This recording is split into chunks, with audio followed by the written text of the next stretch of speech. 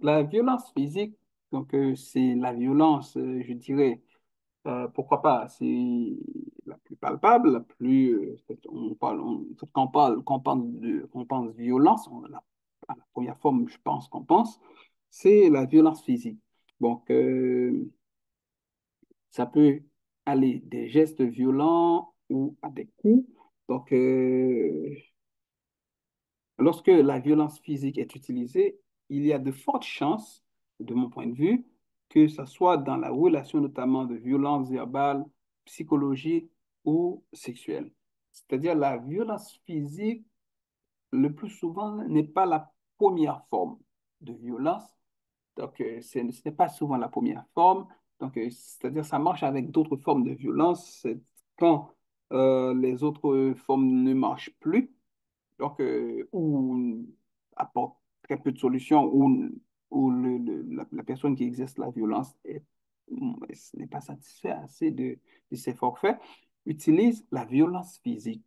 Donc, la violence physique, ça peut le fait de gifler quelqu'un, ça peut aussi être le fait de pincer quelqu'un, de serrer le bras de quelqu'un, de mordre quelqu'un, de pousser, de donner des coups de pied, de coups de poing, de frapper quelqu'un, séquestrer quelqu'un, menacer avec une arme, faire une tentative de meurtre, lancer des objets.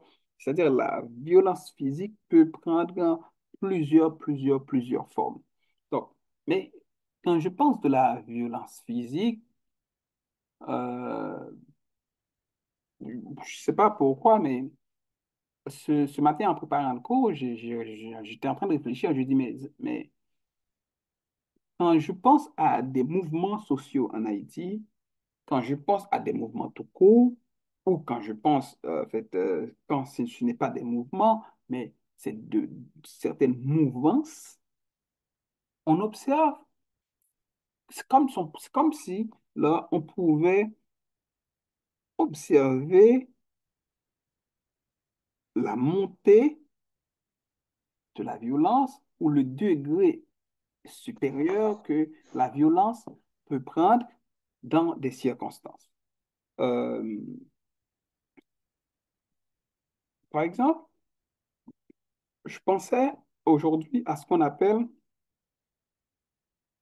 je pensais aujourd'hui à ce qu'on appelle la profanation des cadavres comme une manière d'exprimer un niveau supérieur de violence en Haïti. C'est vrai que vous êtes la plupart de la génération 90-2000 qui suivent le cours avec moi. Donc, la plupart d'entre vous connaissent le Père Lebrun, certains sûrement pas, ils ne connaissent pas le Père Lebrun. Mais le Père Lebrun, c'est quand même un type de violence qui a été très en vogue dans les années 80 10, mais début 86, ça commençait, mais 90, ça a quand même, pourquoi pas, connu son apogée en Haïti. Donc, c'est quoi le pèlerin? C'est le fait de prendre un pneu, un caoutchouc, et d'insérer de filer deux, trois caoutchoucs, en fait, dans la tête de quelqu'un et de mettre le feu. Bon, le schéma, donc, j'ai pas envie que vous réfléchissiez à ce que ça ressemble, mais c'est beaucoup d'atrocités. C'est beaucoup d'atrocités. Dans la plupart des cas, ce qui m'interpelle beaucoup, dans la plupart des cas, la personne est déjà morte. La personne est morte. Parfois, oui. La personne est morte, parfois, non. Parfois, la personne est brûlée vive. Parfois, non, mais on le fait quand même. On le fait quand même. Donc, on comprend, écoute, il y a ce qu'on appelle la révolte populaire où les gens, en fait, retournent la violence. Parce que ce qui arrive, c'est ça, le piège dans la violence, c'est que la violence est un cycle infernal. Donc, les Macoutes étaient les principales victimes de Père Lébrun. Le Père Lébrun, d'accord, le peuple utilisait le Père Lébrun donc, pour régler leurs comptes avec les Macoutes, avec aussi les frappes. les frappes ont été aussi, ils ont été quand même victimes. Donc, pour avoir une certaine image, c'est des personnes qui exerçaient beaucoup de violence physique, beaucoup de violence psychologique, beaucoup de violence verbale sur le reste de la population. En fait, avec le régime du Valier, c'est un régime aussi qui est responsable de beaucoup de morts, beaucoup de violences sexuelles. D'accord? Donc, euh, on a beaucoup de cas. Bon, le cas de la journaliste Liliane Paul, vous le savez, a été quand même victime de violences sexuelles de la part des tontons Macoute. D'accord? Et de très regrettées mémoires, notre Liliane à nous. Donc, c'est des exemples de violences physiques. Donc, on a quand même Kaplan, en fait, Monsieur Evans Paul, dit Kaplan, qui a été victime de cette violence. Donc, on l'avait tellement battu, je crois que ces faits sont. Il y avait quand même. Ça commence à entrer en putréfaction. Bon, je peux multiplier des exemples là. J'avais l'exemple aussi en fait, de mon mentor, Gantimierville, qui a été aussi victime en fait, de Duvalier. Je peux multiplier les exemples. Il y avait ce qu'on appelle, comment ça s'appelle, écoute, le fort dimanche. D'accord. Mais maintenant, quand le régime n'est plus, le peuple, je ne sais pas comment ils ont mesuré cette violence, mais ils ont retourné la violence en double. Bon, je le dis comme ça euh, pour vous donner une idée de Pélébrin, c'est-à-dire on marchait sur les macoutes, en fait, on les tue et on les met le feu. Donc, ils sont brûlés vifs et d'autres ont été morts. Et après, on ajoute de l'essence, du caoutchouc, des pneus enflammés, ce qu'on appelle supplice des colliers, donc les Pélébrins. Et maintenant, euh, avec les gangs armés, je me suis toujours posé la question, pourquoi, en fait, un membre de gangs armés, en fait, un homme armé, un gang armé, tue, mais n'est pas satisfait de tuer ou le fait de tuer quelqu'un, aussi brûle les cadavres. Bon, il y a beaucoup d'hypothèses en fait, dans notre contexte socioculturel, d'accord, on dit que c'est un peu le fait que, en fait, quand vous brûlez les cadavres, plus, on ne peut plus avoir une justice vaudouesque. La justice parallèle ne fonctionne plus quand on brûle les cadavres, mais je ne pense pas que ça soit vrai. C'est peut-être une croyance qui existe, mais je ne pense pas que ce soit le fond de la chose. De ce que je pense, le fond de la chose serait une manière d'exprimer une haine, d'exprimer une violence, c'est-à-dire c'est de l'absolutisme dans la violence, c'est un niveau que je lui expliquer, c'est-à-dire il y a le symbolisme là-dedans, c'est-à-dire en fait, en plus que tu es mort, mais on te brûle le corps, d'accord, parce que vous savez ce que ça représente le corps, donc le corps du mort, le corps de la victime. Ses parents peuvent se recueillir sur le corps, en fait, autour du corps. Donc, le corps peut être enterré. On pourrait avoir droit, en fait, les parents, vous savez ce que ça signifie pour nous, Haïtiens. En fait, un dernier hommage de la famille, de la victime, en fait, du mort. D'accord? C'est-à-dire, en fait, si on te laisse le corps, en fait, il y a une partie de ta subjectivité, quoi, questionnable, qui est encore là, c'est-à-dire tu fais réunir du monde autour de toi, on te célèbre, tu es là, donc tu es là, c'est-à-dire dans le cercueil, vous comprenez? Mais tu es encore là. Or, quand on parle de la dépersonnalisation, dans le sens psychologique du terme, pour dépersonnaliser, il y a différents niveaux. Il y a un niveau qu'on peut dépersonnaliser juste, c'est-à-dire en injuriant. Donc, vous voyez, la violence, c'est l'arme de dépersonnalisation par excellence.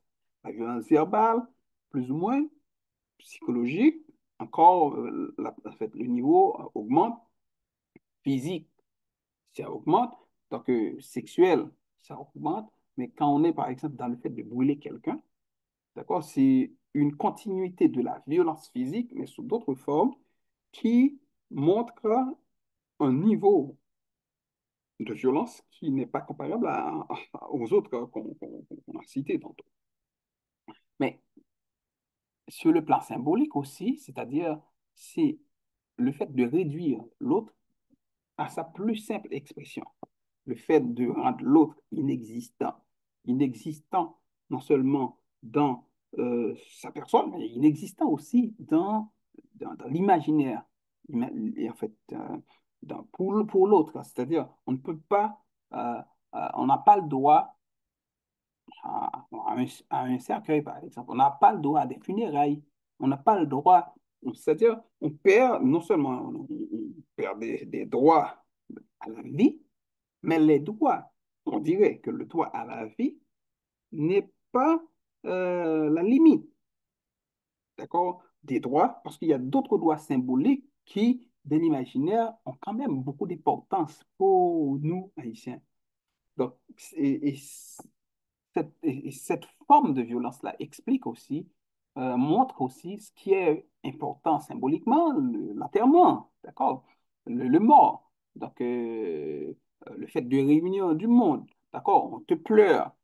C'est vrai, on va te pleurer, mais tu n'es pas là pour qu'on pleure autour de toi, là, pour qu'on t'achète du cercueil pour que des gens ils s'habillent pour aller à ton enterrement, d'accord? Parce que pour aussi découvrir le cercueil, etc., il y a tout un rituel funéraire qui marche avec tout ça. Bon, mais là, on perd cette capacité, en tout cas, en fait, perd cette capacité à faire tout ça, à mobiliser du monde autour de soi. Donc, on va juste parler de toi, écoute, il est mort, mais on ne touche pas son corps, il a été brûlé, on n'a plus accès à ça. Mais ça, c'est les gangs qui tuent et brûlent. Mais les gangs aussi, par exemple, bon, maintenant, la police, dans beaucoup de cas, tue et brûle aussi. Donc, peut-être c'est pour la même raison, mais comment se fait-il que qu'une institution aussi prestigieuse, par exemple, utilise les mêmes méthodes que les gangs? Ah, j'arrive pas à comprendre ça. J'arrive pas à comprendre ça et c'est ce qui m'a amené à dire, mais écoute, les institutions devraient être là pour donner le ton, mais la plupart du temps, les institutions, en fait, sont des institutions suiveuses qui ne donnent pas le ton, mais qui préfèrent suivre pas les meilleurs modèles dans la société. Donc, les gangs sont cagoulés. Bon, la plupart du temps, les gangs sont moins cagoulés maintenant que les policiers. Je n'arrive pas à comprendre, par exemple, qu'un policier soit dans une manifestation, par exemple, couvre une manifestation, que le policier soit cagoulé. Donc, on ne sait pas si c'est des vrais, si des faux policiers parfois. Donc, c'est un peu ça. Donc, la police profane des cadavres aussi. Donc, et en retour, dans le cycle de la violence, on profane le corps des policiers morts. En fait, on les profane. Par exemple, en fait, on joue au soccer avec la tête des policiers, donc ce qui est quand même effrayant. Donc, le bois calé, par exemple, le phénomène de bois calé, qui est une forme de répression contre les gangs armés, aussi est une forme très violente, particulièrement violente, mais qui se justifie. C'est-à-dire, la société, en fait, euh, ils disent, on dit par exemple, il n'y a pas de meilleur moyen vu que la police écoute, en fait, vu que la police protège les gangs, la police sont victimes des gangs, ou vu que le gouvernement protège les gangs. En tout cas, on ne sent pas qu'il y a un effort pour en finir avec, donc le bois calé, qui serait une répression populaire, violente contre les gangs armés, alors que, où l'on profane aussi maintenant le corps des des gangs. Donc, c'est comme il y a une concurrence de violence dans la société. Donc, les opprimés sont victimes de la violence, les opprimés exercent la violence et les autres exercent une violence sur les opprimés. Donc, on est dans une concurrence de la violence, on est dans une concurrence du niveau d'inhumanité aussi autour de la violence, parce qu'on n'est pas seulement dans le fait, dans le fait de tuer quelqu'un, mais on est aussi dans le fait de tuer, mais de profaner aussi son corps.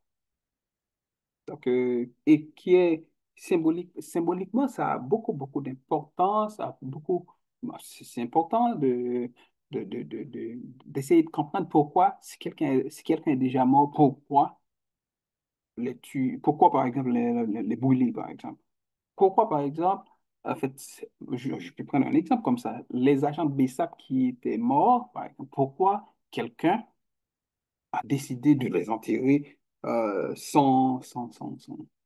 tout cas sans le consentement, sans l'autorisation de leurs membres de leur famille. Pourquoi ils ne pouvaient pas avoir droit à des funérailles euh, normalement?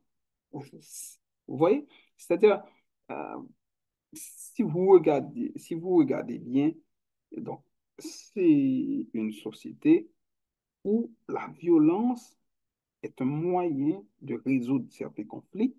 Donc, ça, causeur Régis l'avait déjà dit. Donc, en fait, la plupart des conflits sont, en fait, doivent être où les gens veulent les résoudre à partir de la violence. Mais ce qui est encore plus intéressant en fait, dans les recherches d'Alain Gilles sur l'affaire, c'est que, en fait, les gens n'ont plus confiance dans ce qu'on appelle l'État. Et quand on n'a plus confiance dans ceux qui nous gouvernent, et ceux qui nous gouvernent, écoute, ils s'en moquent de nous. Donc, on n'est plus dans une société où le vivre ensemble est possible. En tout cas, si le vivre ensemble est possible, il paraît difficile. Donc, difficile dans la mesure où on peut se demander, mais c'est quoi la prochaine étape? Par exemple, après, OK, on tuait, donc, on tuait avec les cagoules. Maintenant, on ne porte plus de cagoules, on tue, mais on se contente pas de tuer, on tue, on brûle. Et après, c'est quoi la prochaine étape? C'est ça, c'est-à-dire, si on fait rien pour arrêter la violence, c'est ça l'enjeu. C'est ça l'enjeu, c'est que si on ne fait rien pour stopper la violence, c'est-à-dire, on pourrait encore aller plus bas. Même si on a déjà dit qu'on ne peut pas aller plus bas, mais quand on disait qu'on ne peut pas aller plus bas, c'était en 90. Mais là, en 2024, on voyait qu'on avait quand même, on a pu creuser, mais on a pu aussi inventer des profondeurs qui n'étaient pas dans l'imaginaire avant. Donc, c'est pourquoi donc, moi, je vous invite en tant qu'étudiant en psychologie de penser qu'est-ce qui est à la base de ce cycle de violence qu'on connaît? C'est vrai, on peut pointer certains acteurs, d'accord, l'international, par exemple. Et quand je dis international, je prends en fait, le trio, d'accord? Le trio, donc États-Unis, Canada, France, d'accord, qu'on cite souvent. Pourquoi on les cite? Est-ce qu'ils ont quelque chose à voir réellement dans la violence ou c'est parce qu'ils ont un pouvoir d'agir qu'ils n'ont rien fait? Regardez comment ils parlent de l'Ukraine ou qu'on parle d'Israël, etc. Donc, pourquoi le cas d'Haïti, ça ne les intéresse pas? Est-ce que c'est pour ça? Mais au moins, est-ce que c'est parce que, par exemple, Haïti ne produit pas les armes à feu et la plupart des armes à feu proviennent des États-Unis. Donc, il y a des réflexions possibles là, dans le cycle de la violence. Est-ce que si en fait, on arrête avec si on arrête avec la distribution de munitions, est-ce que ça va arrêter la violence? Moi, je pense que ça peut diminuer la violence. Mais aussi, aujourd'hui, la République dominicaine est un acteur intéressant, important dans ce qu'on appelle la déstabilisation d'Haïti.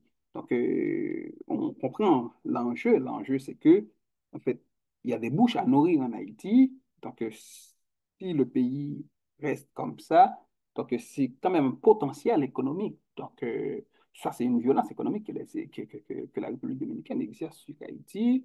Donc, tout le monde essaie de trouver en fait, un paria d'accord, pour dominer. Donc, c'est quand même compliqué, c'est quand même intéressant de se questionner. J'ai l'impression qu'on n'est pas encore conscient que on est quand même pris dans un étau, on doit s'en sortir, donc, et que le cycle de la violence, si on ne fait rien pour le résoudre, aujourd'hui, c'est peut-être lui, mais demain, c'est peut-être toi ou c'est peut-être quelqu'un que tu connais. Donc, je me rappelle, ça fait 2 ou 3 ans de cela, qu'on avait un étudiant de la faculté d'ethnologie qui a été victime à Village de Dieu parmi les policiers qui étaient morts. Donc, c'est quand même triste. C'est quand même triste parce que c'est des jeunes, c'est l'avenir du pays, et puis qui sont morts comme ça. Donc, on n'était même pas intéressé à aller chercher leur corps, par exemple. Mais c'est ce qui intéressait la police, c'était plutôt de récupérer le char. Donc, c'est juste pour vous dire que ça, c'est le rapport. Il faut s'entretenir, il faut questionner le rapport que l'État a ou développe par rapport à ses citoyens, à ses sujets. Donc, est-ce que l'État, le gouvernement, ceux qui nous gouvernent, euh, est-ce qu'ils ont dans leur tête, dans leur imaginaire, qu'ils gouvernent des gens, des individus qui ont des droits et qui sont des humains vrais, des vrais humains? Donc, on peut se poser la question. Moi, je ne pense pas qu'ils pensent ça. Bon, je peux toujours me tromper. Mais dans la manière, dans la manière d'agir, dans la façon de faire, on n'a pas l'impression que ceux qui nous gouvernent ont l'impression, écoute, qu'ils gouvernent des gens. Donc, parce qu'ils sont tellement à l'aise dans la manière d'exercer la violence systémique, d'accord? Donc, c'est-à-dire le système qui voit la violence comme une normalité, comme juste une manière d'agir. On est comme ça, on agit comme ça, et si tu l'appelles violence, c'est ton problème à toi. Donc, mais nous, c'est comme ça se passe comme ça ici. Bon, ici, on ne va pas jouer, donc, vous comprenez?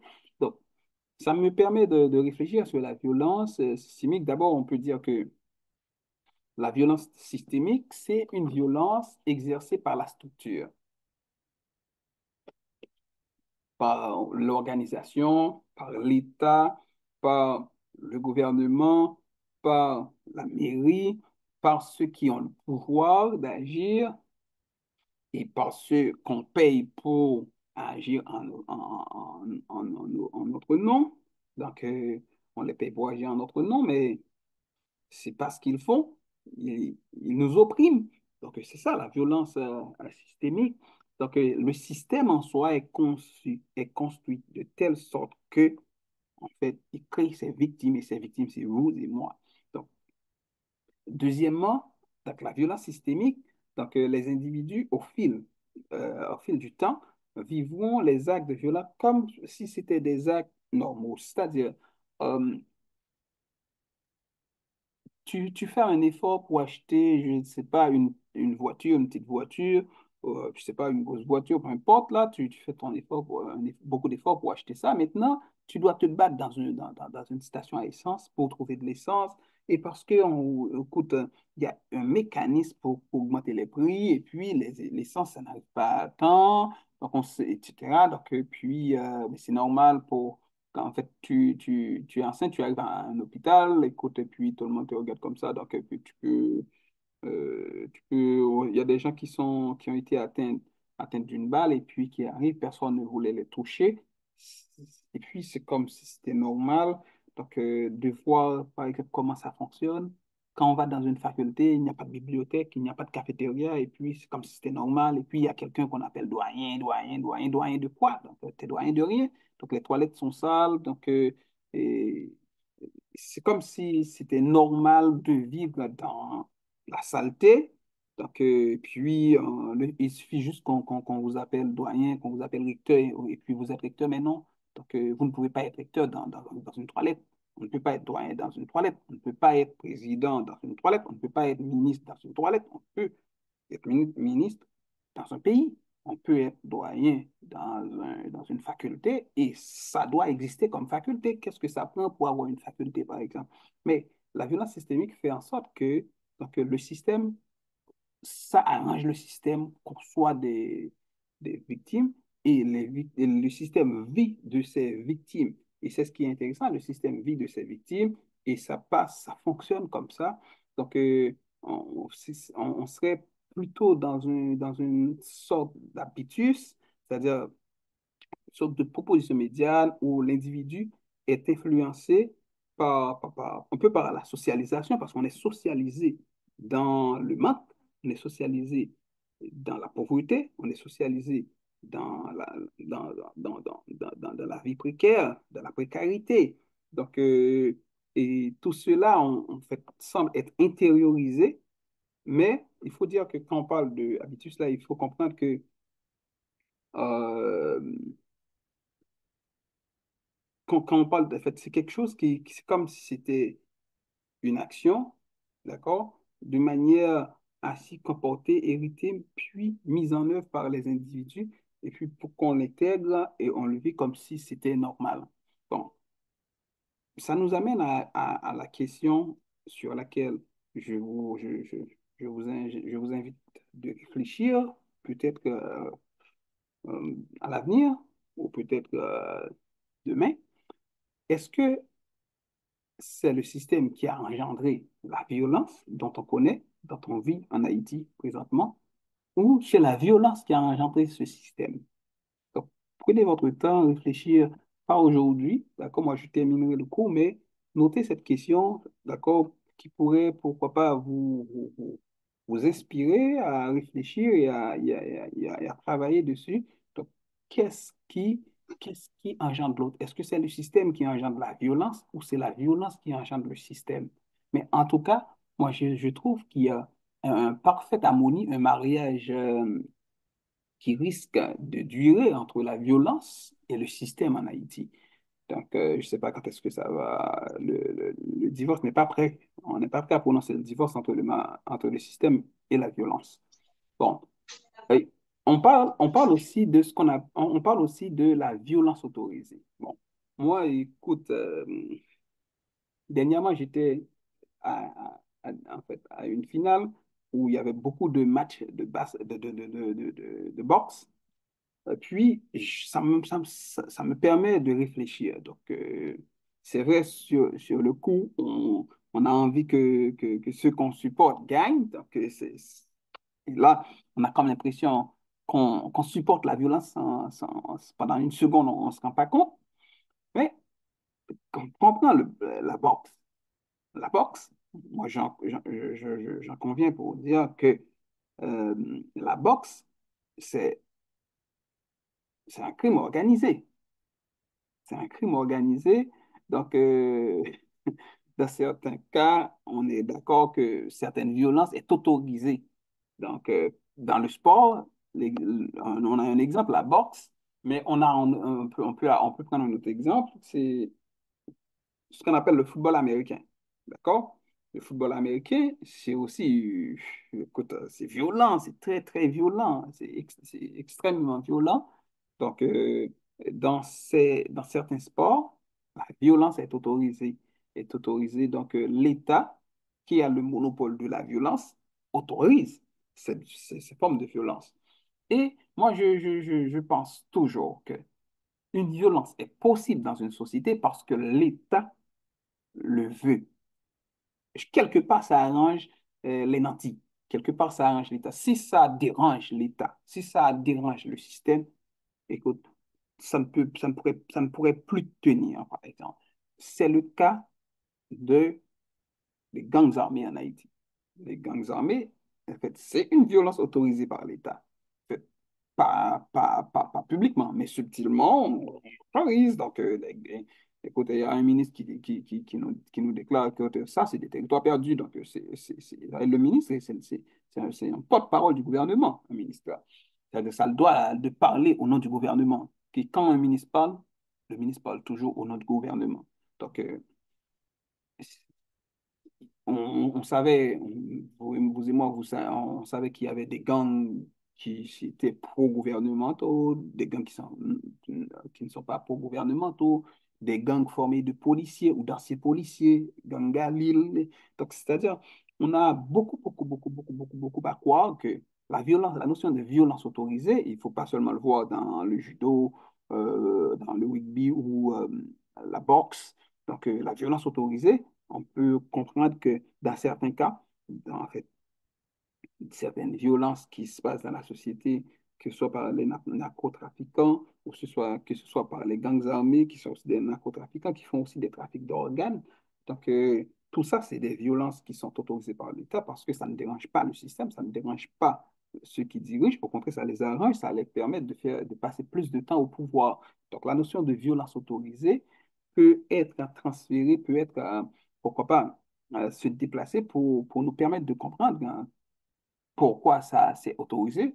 Par exemple, la boxe, mais on va imaginer que la boxe, non, en fait, on ne gagnait pas beaucoup avec la boxe. Écoute, l'État n'allait pas autoriser la boxe. Donc, la boxe, écoute, il faut avoir beaucoup d'argent pour assister à un match de boxe. D'accord, c'est quand même très coûteux. Et puis, c'est beaucoup, beaucoup, beaucoup, beaucoup de sous dans la poche de l'État, d'accord? Donc, et puis, ça fait plaisir à des riches qui assistent à des personnes qui se battent, d'accord, comme des bêtes sauvages. Donc, c'est pareil pour les gangs chez nous. Donc, les gangs nous assassinent et puis les gens qui nous dirigent, ils sont contents, d'accord? En fait, c'est moins de personnes de toute façon à nourrir. D'ailleurs, on ne peut même pas vous nourrir tous.